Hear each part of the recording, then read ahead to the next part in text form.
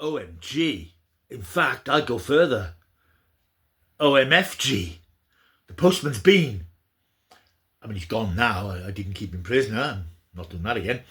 We've had that package that I've been waiting for. I have in my hands. Package from HMV. It's Doctor Who Day.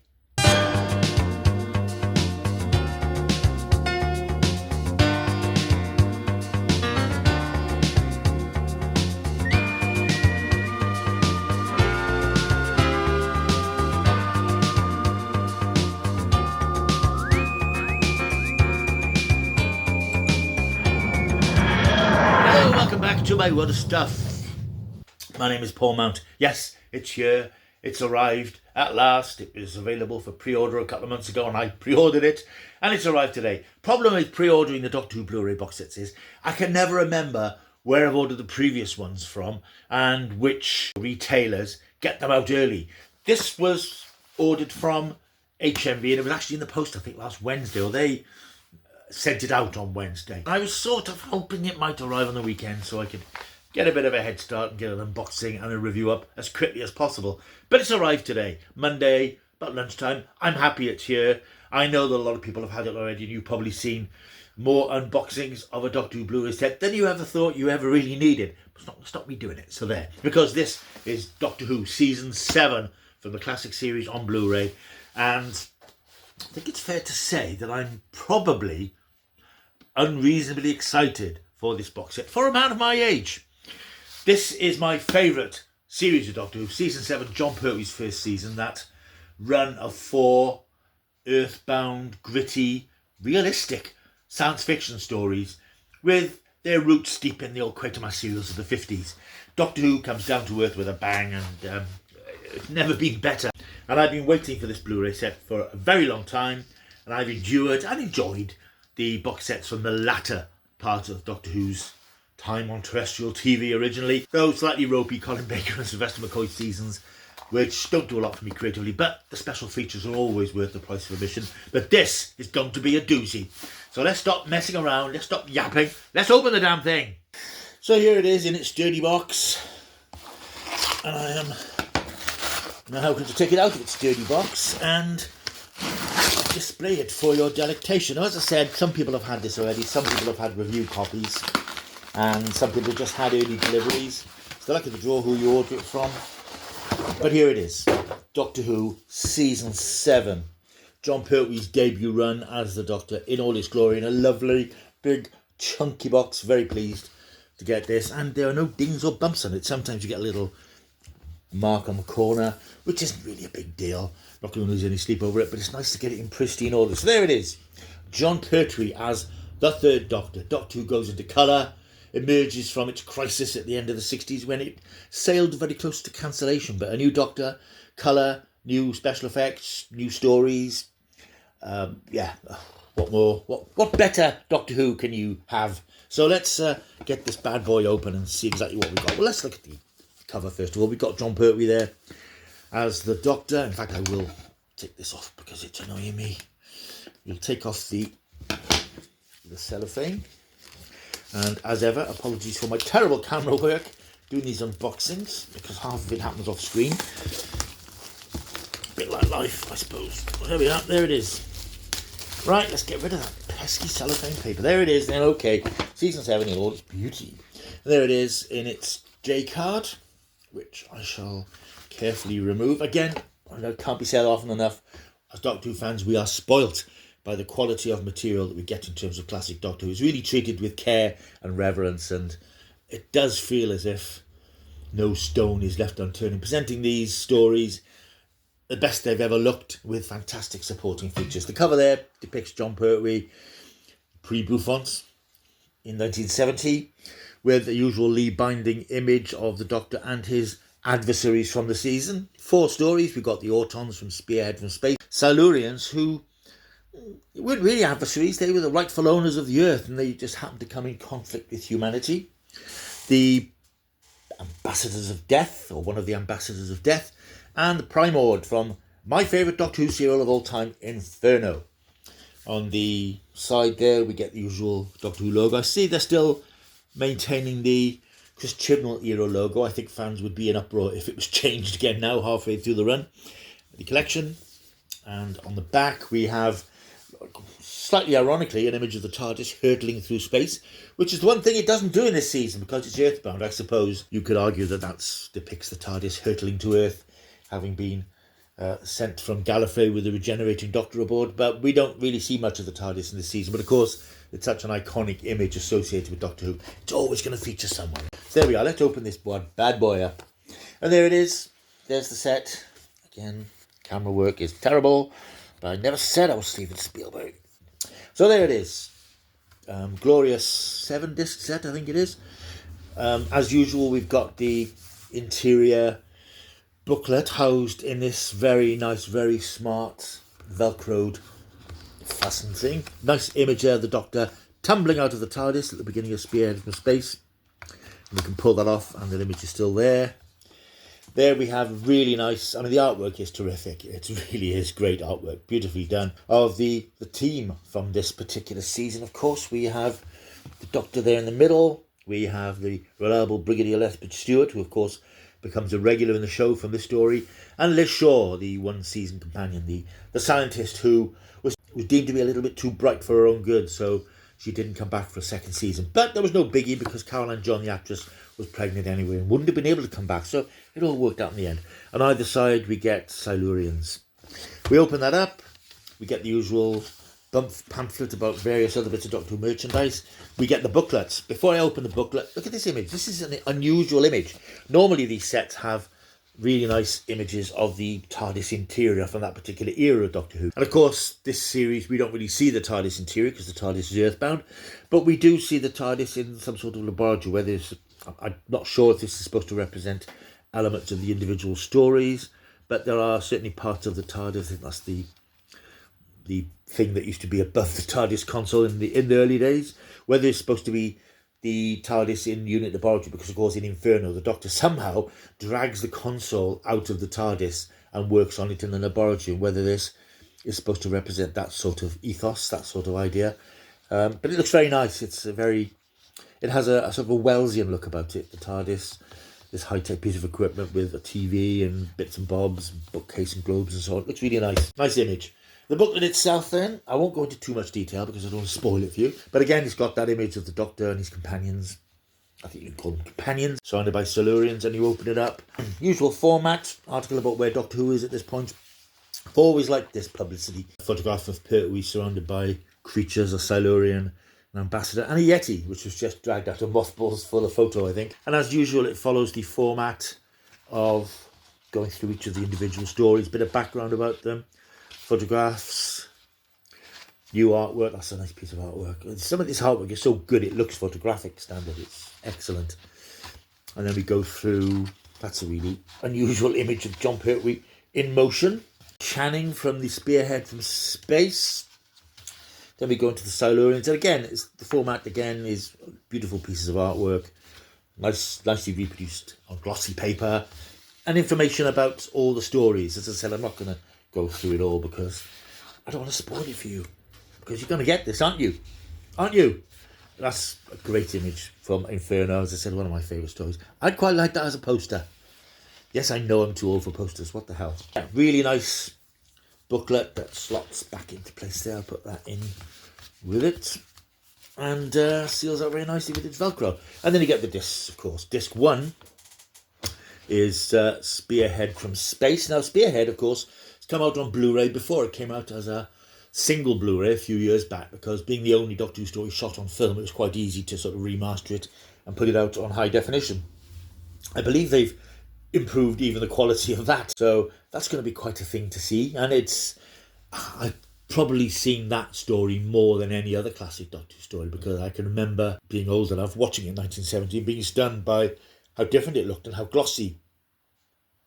Even at that age, I was aware that it looked different. It was on film now. It just looked big. Because I'd watched all those ITC filmed adventure shows, or a lot of them, back in the 60s. I was conscious of things that looked glossy and on film, and Spearhead looked glossy and on film. Never quite looked like that again in the classic series, but it's a great story. And then we have the Silurian, Doctor Who and the Silurians, a really atmospheric story. Of course, these are, apart from Spearhead, we're talking about 7-part stories. That's quite a lot of story. And I will admit that at times these stories don't move at the fastest possible pace. But Pertwee is so good in this first season. He's just crackles with energy and vibrancy. He looks like a professor, a Victorian scientist with his ruffled sleeves and his frilly shirts and jackets. That's my abiding image of the Doctor, really, is Pertwee, and which is why the Pertwee era remains the one that I feel most affinity for. The Silurians then spills over onto a second disc, and of course there's all sorts of new special features, which I'll talk about when I come to the end of this little flip through. Ambassadors of Death, oddly enough for a 7-part story, is all crammed onto one disc, which seems a bit unfair, maybe. I don't know if there's a lot of supporting material for that. And I don't know technically the compression rates and stuff like that. Again, these have all been remastered. And I think that a lot of these episodes are going to look better here than we've ever seen them. Because as you probably know, if you're a fan, many of these stories went from the BBC archives and came back from foreign shores in different broadcast quality. And they've been remastered and touched up. And some of them were in black and white. And they've had the colour recovered from this chroma dot system. And I imagine that these are going to look great. They're probably not going to look exactly the way they looked when they were broadcast, but they're going to look as near as damn it and as good as we're going to get them, really. And then we have the gorgeous Inferno, which also has 2 discs. And then there's the final disc, which shows the Doctor throttling 2 unit guards, which has lots of bonus features. And again, I like the images. The images reflect the stories, these sort of grittier feel to the stories. That's the box set. Ain't she beautiful? So there it is, season 7 on Blu-ray at last. Lovely thing, my precious. With these box sets, very often, because I'm so familiar with classic Doctor Who, I don't always watch all the episodes. Certainly not of those latter seasons that I'm not hugely fond of, and the classic stuff, Pertwee and Baker, I'm familiar with because I've watched them time and time again. I'll be watching all of these because, as I said, there are issues about the quality and how they're going to look. And I just love this batch of 25 episodes. Just feels like gritty, urban, modern science fiction. Whereas Doctor Who occasionally wanders off into space opera and does silly things. This just feels like an adult science fiction series. And I just think it's chef's kiss. Special features then. There's loads of special features on here, as you probably know. Apologies for the squeaky chair lately. I must do something about that. We have lots of new documentaries and interviews and so on. Terror of the Suburbs is a documentary which looks back at how Doctor Who came down to Earth and brought its horrors to modern day Earth. Lucky 13, I can't remember what that's about. We have Looking for Mac, which is a documentary about Malcolm Hulke, one of Doctor Who's better scriptwriters of the time, and not a lot is known about him, so that'll be interesting. I think that's a Toby Hadoke piece. There's Splendid Chap, The Life and Times of Nicholas Courtney, of course, the Brigadier. In Conversation, we have a brand new interview, about an hour long, I imagine, with John Levine. Now, he is one of the last surviving main cast members of this era of Doctor Who. Everyone else is gone. John is a controversial character, to say the least. He played Sergeant Benton, and some people are a bit cautious of him because he is outspoken, speaks his mind, he's got no filter, and it'd be interesting to see what Matthew Sweet gets from him. He's also quite emotional. I've seen him get quite emotional when he talks about his background, and I think his sense of self-worth is quite low, shall we say. I read his autobiography a few years ago, which was a frantic but really interesting read. We also have the usual behind the sofa features, which feature cast old and new, mainly new here, talking about the classic, these episodes. Here we have Katie Manning, Jana Fielding and Sarah Sutton, who are almost always turning up to these things. Matthew Waterhouse, who played Adric, and, oh good lord, Sophie Aldred as Ace, making a rare appearance discussing Doctor Who. Toby Hadoke is there. Caroline John's daughter, Daisy Ashford, is there. And her husband, or Caroline's husband, Geoffrey Beavers, who played the Master in The Keeper of Traken. Both looking at these episodes. There's one of those escape room things, which I don't watch, so I might have a look at this one. Movie editions. This is interesting. There are movie editions of Silurians and Inferno, I believe, edited down to 90-minute feature-length presentations. A bit like the colorized versions that we've had on BBC 4 in the last couple of years. Whether these versions will eventually be released separately or promoted separately as a way to bring in younger viewers to the classic show. I'm not entirely sure. Archive treats, Blu-ray trailer, written material, all the usual stuff. So you get all the extra stuff that we've had on the previous set, which means you can get rid of your DVDs and as they say, more. So that's season 7. I've got it in my hot little hands. It's going to be in my hot little Blu-ray player as soon as possible, and I will get a review up to you hopefully by about Wednesday. What I will do, I normally look at the new special features, then I'll dip into the episode to give you an idea, particularly with this set, I think, which involves quite a bit of restoration, I would imagine, and to give you the heads up on how these things actually look. Doctor Who Season 7. Yippee-ki-yay. Right, before I go, one more Doctor Who thing just to squeeze in to this video. The new trailer for the upcoming Season 2, or Season 15, or Season 41, or whatever you want to call it, of Doctor Who was released yesterday online. It was due to air between a football match and normal BBC One programming, but I think it was released early because there was football overran or something. Don't ask me.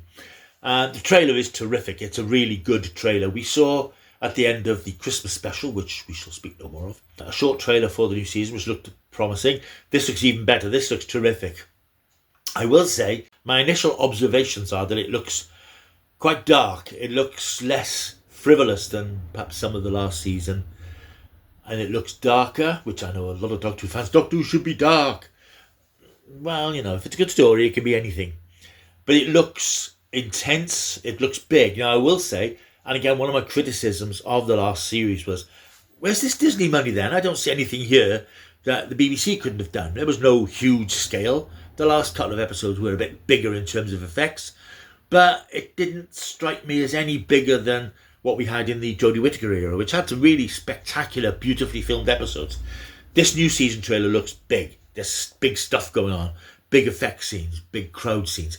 The scale looks bigger. Ncuti Gatwa's performance looks more in keeping with what we might expect of the Doctor traditionally. He looks more heroic. He behaves and speaks more heroic. He feels more like the Doctor in this than anything I've seen so far. The new companion, Belinda Chandra, we see a couple of clips of her. She seems to be a companion who doesn't want to be with the Doctor. She's an unwilling traveller, a bit like Ian and Barbara back in the early days of the series. Perhaps they're going back to that sort of feeling. Somebody wants to get home, and the Doctor, it seems, is trying to get home but can't. Something's keeping them away from Earth. Interesting. It looks great. It looks really powerful. I'm not even going to comment on the appearance of Ryland Clark in episode 6, which I believe is Interstellar Song Contest, an episode which is going to air on the same night as the Eurovision Song Contest in the UK. So, you know, you can forgive them their indulgences there. That's going to be very camp. That's going to be a problem for a lot of Doctor Who fans who don't like things like that and are disturbed by it. But it looks like it should be fun before, I think, the explosive 2-part finale, which will round off the season. My only real other observation really is that Ncuti Gatwa wears different clothes in every scene. Not just every episode, every scene. Again, we're moving so far away from the idea of the Doctor having a recognisable silhouette, wearing recognisable clothes. And I still think that's a mistake, because there is no look that you can define as the Doctor. You can't say frilly shirt, John Pertwee, big scarf, Tom Baker, cricketing outfit, Peter Davison. Now, I'm not saying that people have to wear the same clothes all the time, but you can have a look and a variation of it. I do like that long leather jacket. I've said this before. I like that long leather jacket that he wears. They could mix and match that with different tops and trousers and things to have a look. But I just think that the Doctor looks ordinary when he's not wearing recognisable slobber. But that's just an issue. The main thing is, are they good stories? Are they exciting and well told? Do they make sense?